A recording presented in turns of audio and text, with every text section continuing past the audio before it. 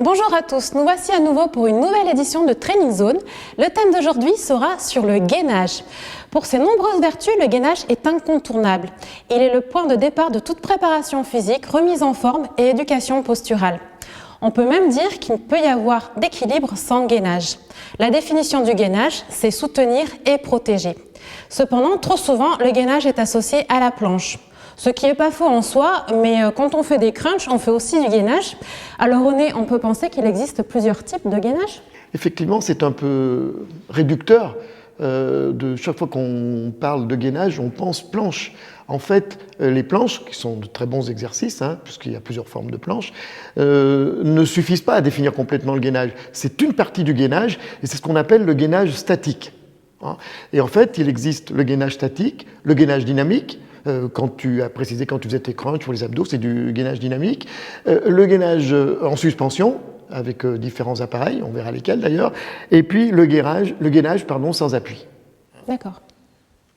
Donc pour expliquer plus spécifiquement ce qu'est le gainage statique. Alors le gainage statique, bien évidemment, c'est donc les planches. Effectivement, comme le nom nous le dit, on ne bouge pas. On maintient une posture.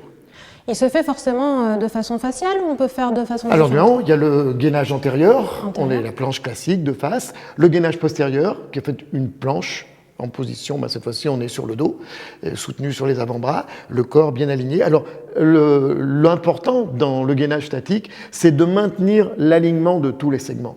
On s'aperçoit que les planches mal faites, le bassin s'effondre, ou les fesses sont relevées, ou le bassin est tourné. Quand on fait nos planches tout seul, quel est le point de repère qu'on peut avoir justement pour être bien aligné et le faire de façon correcte? Eh bien, il faut qu'effectivement les épaules, les hanches et les chevilles soient sur la même ligne. Donc, comme on vient de le dire, pas de bassin qui s'effondre, pas de fesses relevées et pas de bassin tourné d'un côté ou de l'autre. Donc, pour avoir une bonne posture, on peut dire qu'il faut serrer les fessiers, les abdos. Exactement, on contracte bien les fessiers, les abdos, on fait un placement du bassin adéquat pour que le bas des abdos soit bien contracté et qu'on puisse maintenir cette position rectiligne d'une façon parfaite. Donc ça, c'est tout ce qui est pour le gainage statique. Voilà. Alors il y a le gainage statique qu'on a vu antérieur, postérieur et puis latéral. Toutes les planches latérales font partie du gainage statique. Évidemment, on peut le rendre un peu plus délicat si, parmi les points d'appui, on en supprime un ou deux. Donc, on est toujours dans le gainage statique, mais on a rajouté une difficulté supplémentaire. C'est-à-dire si on lève une main ou voilà, un pied. exactement. Bras droit, jambe gauche, on s'aperçoit que si on enlève des points d'appui, on va demander un effort plus élevé au niveau du gainage. D'accord. Et pour ce qui est du gainage dynamique? Alors le gainage dynamique, bien sûr, que ça soit du gainage en stabilité ou en instabilité, on veut en fait bien solliciter les muscles moteurs de l'action. Donc ça va être une partie, tout ce qu'on entend par abdominaux, exercices d'abdominaux, les crunchs, les relevés de jambes, etc., etc. Et puis tous les exercices lombaires, puisque les lombaires et les abdominaux, c'est eux qui vont faire le gainage.